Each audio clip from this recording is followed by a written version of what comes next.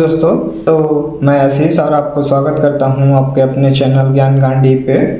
अब हम लोग चर्चा करेंगे अगले नोट्स के बारे में। अब हम चर्चा करेंगे अगले नोट के बारे में। A number whose decimal expansion is non-terminating, non-recurring is called irrational number. There are many operations on natural numbers. First operation is there are various operations on real numbers. पहला commutative law of addition. If two numbers are added, अगर हम लोग दो number को add करते हैं, then result is equal to the addition of their interchanged position. तो इसमें क्या कह रहा है कि अगर हम किसी दो नंबर को ऐड करते हैं और उसका पोजीशन को हम इंटरचेंज करके फिर ऐड करते हैं, तो जो वैल्यू आएगा वो सेम ही आएगा। फॉर एग्जाम्पल आप देख सकते हैं a को हम b से ऐड करें तो b प्लस a ही आना चाहिए। For example 5 + 4 = 9, 4 + 5 = 9। अब हम बात करेंगे एसोसिएटिव लॉ ऑफ एडिशन के बारे में। If we have three number like a, b and c, then a plus bracket b plus c bracket close equal to a plus b bracket plus c। तो this form को ही हम लोग पहले हम bracket वाला का काम करेंगे, फिर देन ऐड करेंगे, उसके बाद फिर हम इंटरचेंज कर देंगे, फिर ब्रैकेट करेंगे, उसके बाद जो वैल्यू फाइंड आउट करेंगे तो हमारा वो इक्वल आना चाहिए। जैसे कि 3 + 2 3 प्लस ब्रैकेट 2 + 4 इक्वल टू 3 + 2 + 4 = 9।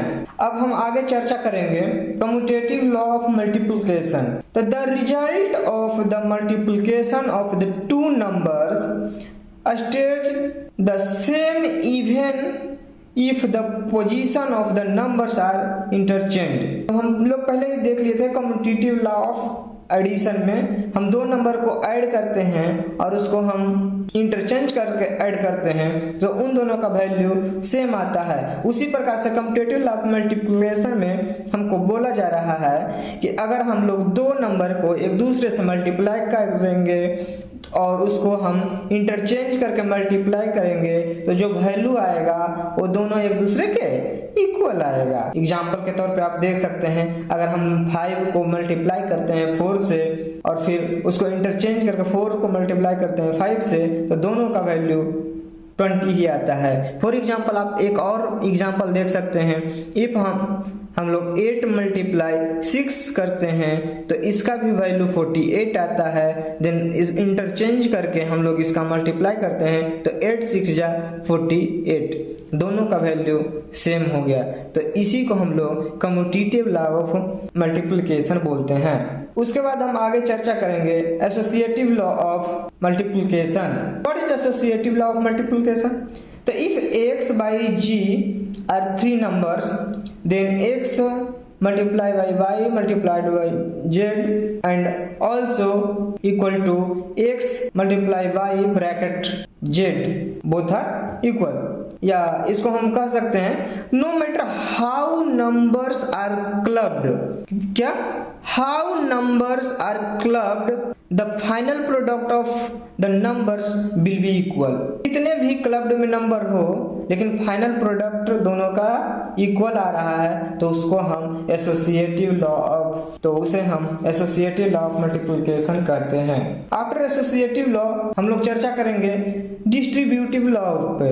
तो डिस्ट्रीब्यूटिव लॉ को हम लोग डिस्ट्रीब्यूटिव प्रॉपर्टी भी कहते हैं।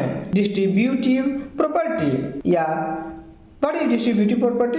तो when you are multiplying a term by term that are added parenthetically, you can distribute the multiplication across the both term, then sum their product is called distributive property।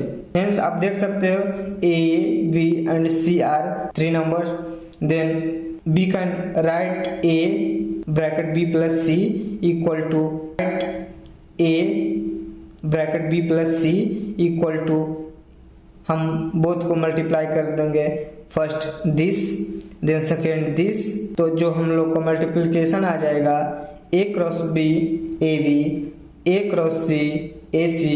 तो ये दोनों जो होंगे एक दूसरे के इक्वल होंगे। फॉर एग्जाम्पल आप देख सकते हैं 4 ब्रैकेट 6 + 5 इक्वल टू 20। हम इसको मल्टीप्लाई कर देंगे, 6 4 जा 24, 4 5 जा 20, देन सम करके हमें 45 प्राप्त हो रहा है। तो अगला नोट्स के बारे में हम लोग चर्चा करेंगे। If we add, subtract and multiply और डिवाइड टू रेशनल नंबर, यदि हम दो रेशनल नंबर को ऐड करते हैं, सब्सट्रैक्ट करते हैं, मल्टीप्लाई करते हैं और डिवाइड करते हैं, तो जो हमें प्राप्त होता है वो भी एक रेशनल नंबर ही होता है। देन अगला नोट देखेंगे, द सम और difference of a rational number and an irrational number is always irrational. अगर हम सम और डिफरेंस करते हैं two rational number, the sum of difference of a rational number and an irrational number is irrational. अगर हम किसी rational number को किसी अन्य इरेशनल नंबर के साथ या तो सम करते हैं या सब्ट्रैक्ट करते हैं, तो जब हमें रिजल्ट प्राप्त होगा वो इरेशनल नंबर होगा। तो आगे हम अगला पॉइंट देखेंगे। दिस इज वेरी इंपॉर्टेंट, आप लोग याद रखेंगे, कभी कभी ऑब्जेक्टिव में पूछा जा सकता है। फिर हम लोग आगे का पॉइंट देखेंगे, द प्रोडक्ट और quotient of a non zero rational number. क्या? Non zero rational number with an irrational number is always irrational number. यानी कि यहाँ पे बोला जा रहा है कि प्रोडक्ट और quotient of any non zero rational number with an irrational number is irrational. अगर आप किसी भी नॉन जीरो रेशनल नंबर को इरेशनल नंबर से या तो डिवाइड करते हैं या मल्टीप्लाई करते हैं, तो आपका जो रिजल्ट प्राप्त होगा वो हमेशा इरेशनल होगा। अब हम अगले पॉइंट के ओर बढ़ते हैं कि ये भी इंपॉर्टेंट है। If we add, subtract and multiply और divide two irrational number, then result में बी रेशनल और इरेशनल। फॉर एग्जाम्पल आप देख सकते हैं कि √2 हमारे पास इरेशनल नंबर है and √2 also is a irrational number. Both को मल्टीप्लाई करेंगे तो √2 के स्क्वायर आ जाएगा, देन इसे हम 2 भी लिख सकते हैं, तो हमारा रिजल्ट 2 आया जो कि इरेशनल नंबर है। अगर हम 2 को मल्टीप्लाई, सब्ट्रैक्ट एंड ऐड कर सकते हैं तो हमें इरेशनल और रेशनल दोनों प्राप्त हो सकते हैं।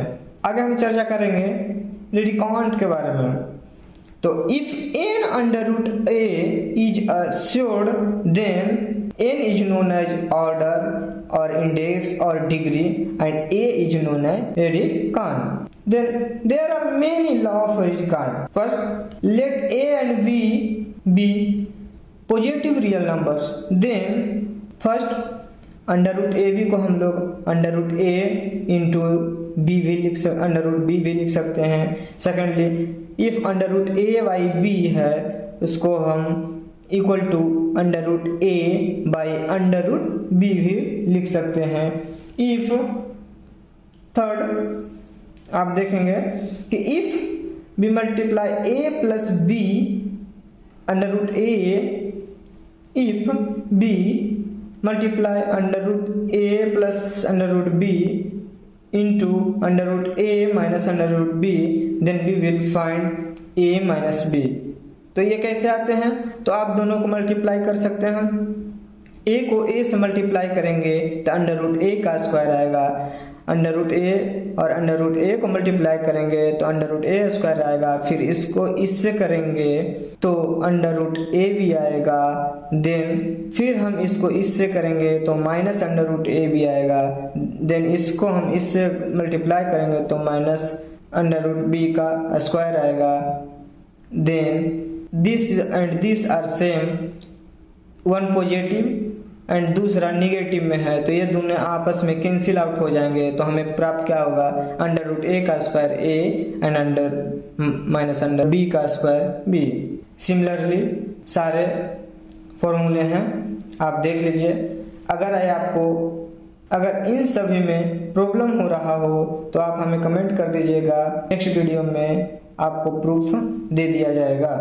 अब नेक्स्ट है rationalising the denominator. So what is the rationalization of denominator? The when denominator of an expression contains a term with a square root, the process of converting it to an equivalent expression whose denominator is a rational number is called rationalizing the denominator. If the rationalizing the denominator of 1 by under root a plus under root b, then it multiplied by under root a minus under root b by under root a minus under root v, where a and b are integer. Example के तौर पर आप देख सकते हैं, हमें एक example दिया हुआ है 1 upon under root 2 plus root 6। Then इसको हम रेशनलाइजिंग करने के लिए आप हमेशा ये मिडिल वाला टर्म को ध्यान में रखेंगे। अगर ये पॉजिटिव रहेगा तो हम निगेटिव से मल्टीप्लाई करेंगे, और अगर ये निगेटिव रहेगा तो हम लोग पॉजिटिव से मल्टीप्लाई करेंगे। देन बोथ को मल्टीप्लाई कर देंगे, देन ऊपर 1 से मल्टीप्लाई करेंगे किसी भी टर्म में तो वो उतना ही हो जाता है। देन हम लोग पहले ही पढ़ चुके हैं आप यहाँ पे कि under root A plus under root B into under root A minus under root B जो equal to A minus B होता है। तो हम लोग ए एंड माइनस बी यहाँ पे लिख दिए। उसके आगे आप देखेंगे under root 2 minus under root 4, और 2 में से माइनस 6 को सब्सट्रैक्ट करेंगे तो हमें माइनस 4 आ जाएगा।